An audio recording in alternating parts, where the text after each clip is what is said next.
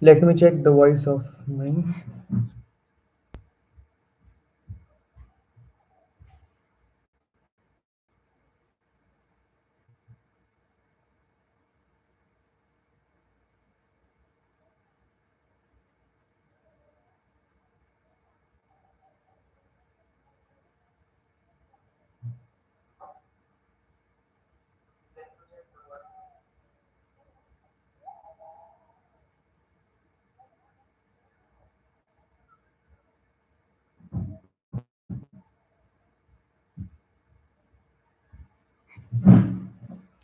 So yeah,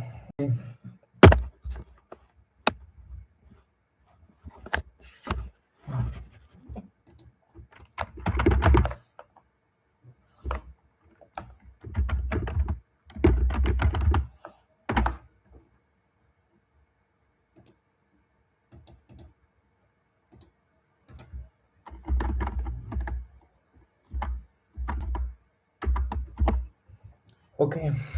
So I will be explaining the Spoke to Zarathustra. This book is written by Friedrich Nietzsche, and I will be elaborating the book. So I will give us some example, some stories, some philosophy of this Friedrich Nietzsche. So let's begin our first chapter. We will begin on the in ascending order, like first, second, third.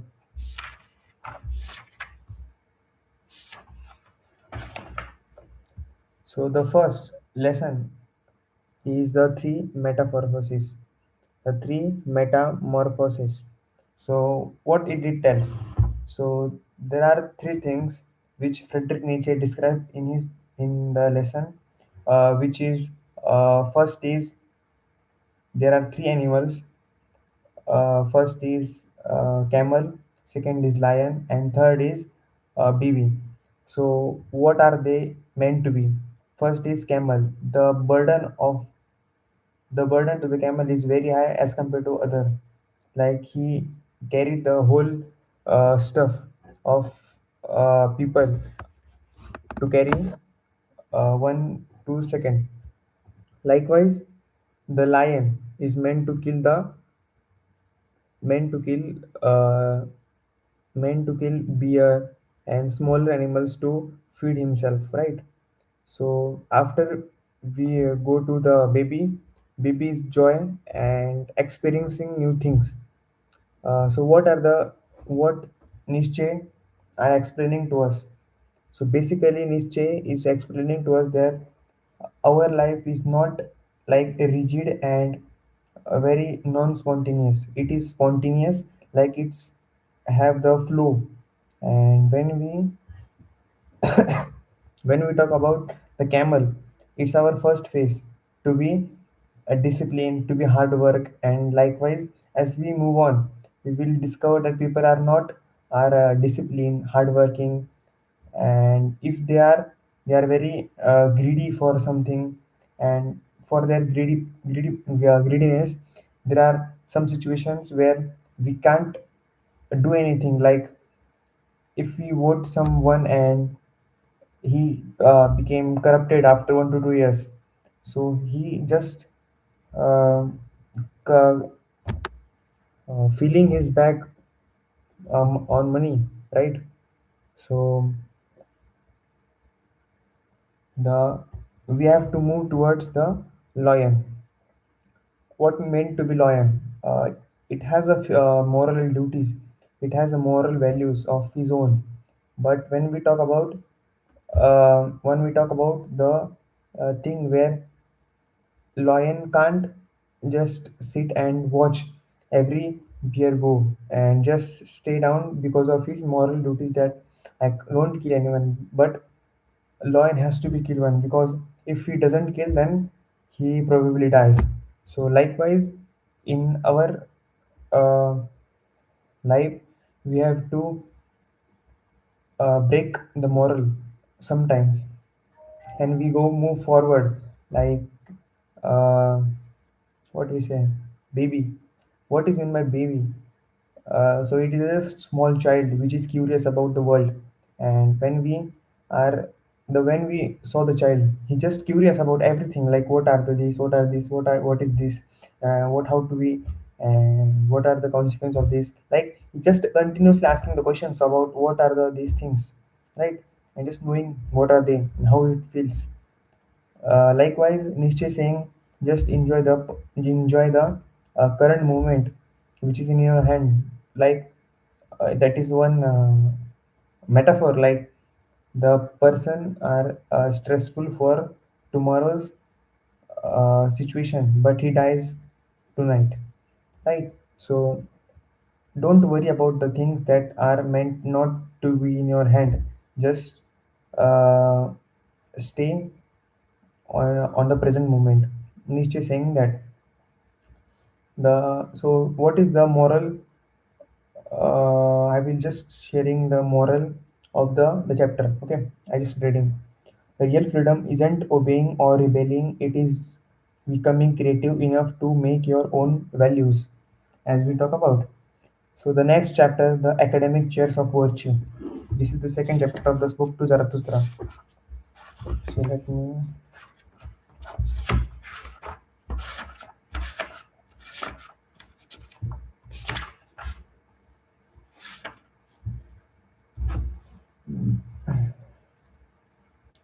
What is meant by the academic chairs of virtue? Like when we are in the particular situation where we have some virtue, moral duties, and other things, but as we proceed towards that, our beliefs and bias system are starting to breaking down.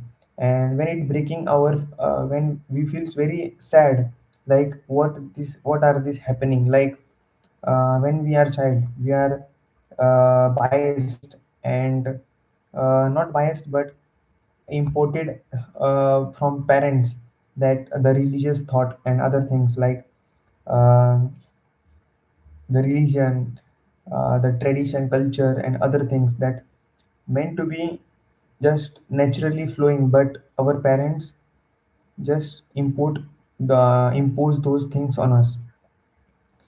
And likewise, when we grew older, we study philosophy, we study scientific approach. We are critically now thinking, and we have scientific approach towards the religious in any other situation.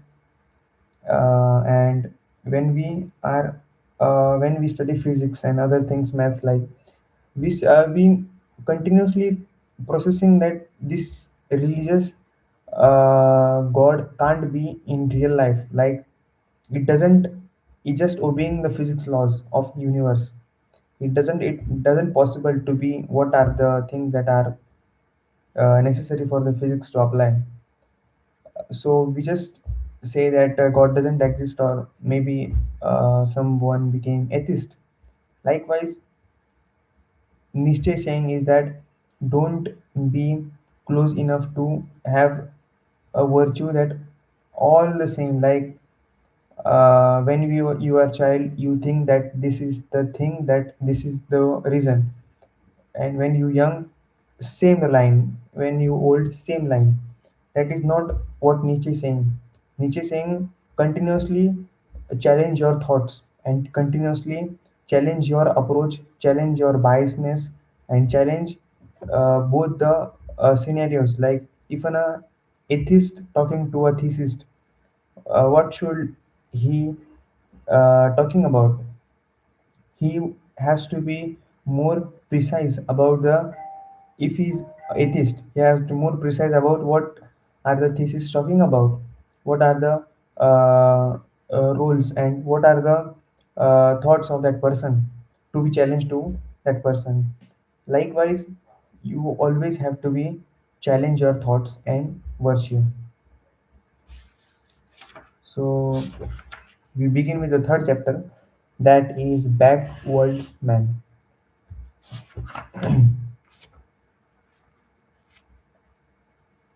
So we direct go through the moral, then I will explain to you.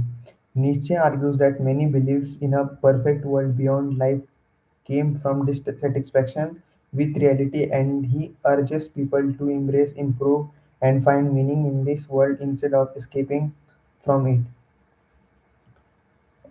Yeah, what? This is Nietzsche talking about. He talking about embrace suffering and other things, but have a purpose towards what you are suffering from. Like if you are suffering from others' purpose, then it is just waste of time, or it just waste of your life. But when you are continuously have your purpose and mm, the suffering are from that purpose, then it is fine because it's your purpose, right? And the suffering of is also yours, and you have to bear that and find the meaning of world instead of escaping from it. And when we are just talking about what are the things that like if I give an example, if you are mistaken any situation and someone says you have done that, and other says the your whole uh, family does that, but you challenges that person that I have done the mistake, and what I learned from it that this that is the way to look forward. So that's in this chapter. I just want to give the one story, the tightrope waller. So there is a story. The boy are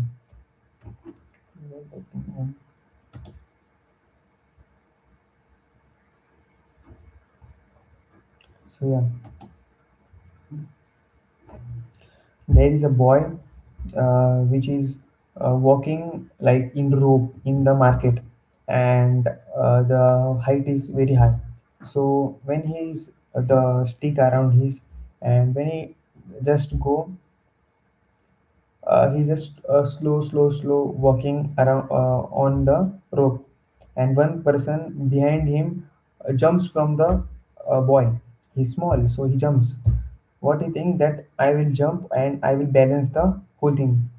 But what happens is he fall and he dies in front of the Friedrich Nietzsche. Then he told to the person that he dies. What he told, growth is dangerous if you try to become greater. Falling is a part of the journey. A life spent attempting greatness is a move meaningful than one spent standing still. So what you have done is not the best, but according to it is the best for you, because when we talk about the challenges we have facing, uh, it is just best way to be have uh, your your thoughts on the particular situation where it is not have to be just perfect, it just have to be spontaneously right. Like the person has, yes, of course it is made a mistake, but because he's falling, and everybody knows that if we jumps from the rope we will just fall, because it's not possible to be balanced, and then it's not possible to balance when we jump and then balance. Okay, so Nietzsche is saying that the third story is about the three mountainside. So there is a one story. So in that story, a person becomes a tree on the hill or mountain, and when he became, the tree is very small, and as he grows, the storms hit more by him, because the size is also get bigger, right? So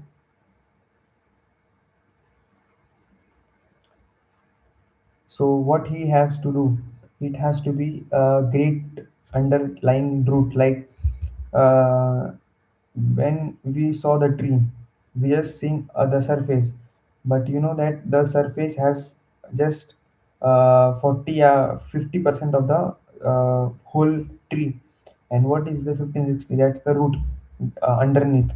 So as your foundation are very best, the trees are not fall by the storm.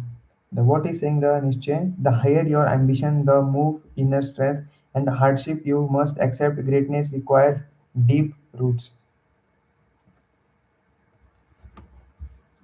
The fourth is the rope between beast and Superman. Don't become comfortable with you are today. Human beings are meant to become, not near merely to be. So what if I give just what the Nietzsche's philosophy is? First one, if I pointing towards the religion, then Nietzsche is probably the biggest uh, haters of the religious. Like he just said, God is dead, and what is meant by God is dead? It is just the God isn't capable of providing you the shelter, providing you the growth and other things. But Nietzsche is saying like you have to be very careful about uh, what are the things that are uh, has to be done for the growth and purpose and ambition to achieve those things.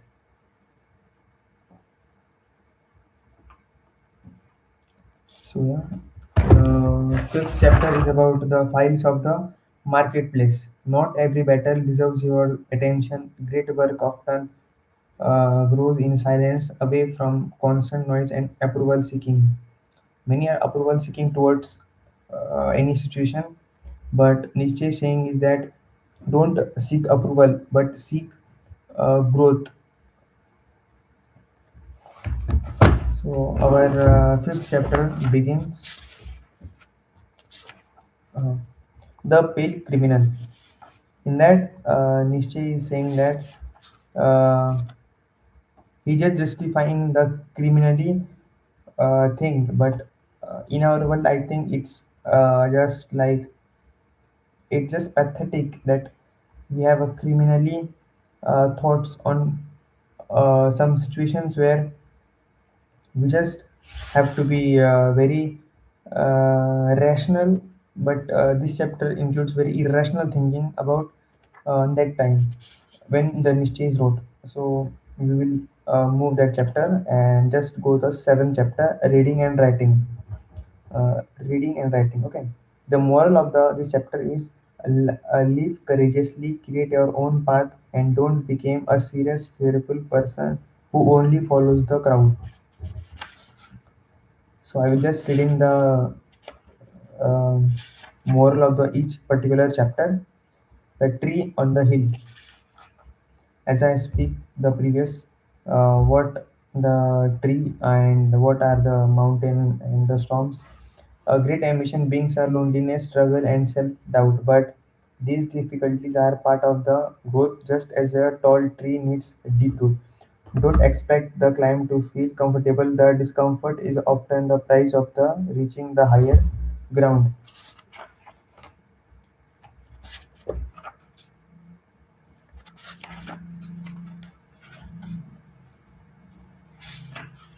The next chapter, the files in the marketplace, we have already discussed that.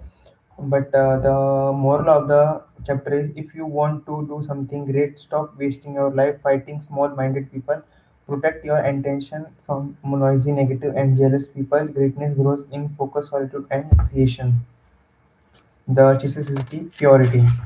What is that? The desire that is understood became your servant. A desire that is surpassed without understanding became your master. Do not become a slave to luster, but do not become a slave to fighting lust either. 1001 goal. What is saying that if you are not capable of doing thousand, then just do one. That's the moral. Don't leave the crowd unless you are ready to become your own leader. True creators must think independently, create their own purpose, endure loneliness, and transfer before they can create something new. In this world, you must become ashes before become new. Old version of yourself must die. The bite of the adder when life bites you don't spend your whole life beating back, become stronger than the bite. It's just strong writings of the Nietzsche.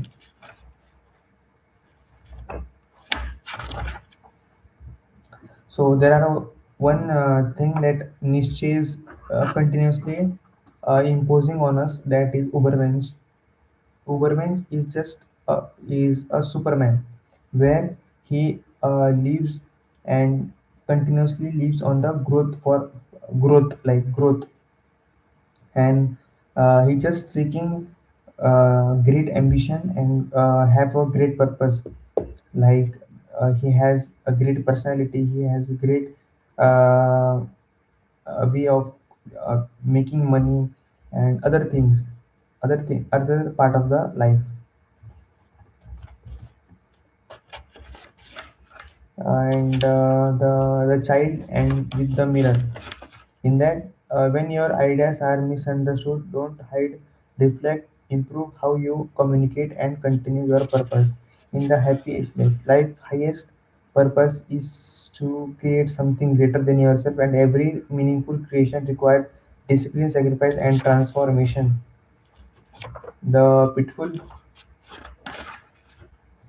true kindness is not making people dependent on your sympathy, it's helping them grow into stronger, more capable people. So these are the thoughts of the Friedrich Nietzsche, and what I can say is just astonishing for people to have this book in this era. So let's end this stream. Goodbye.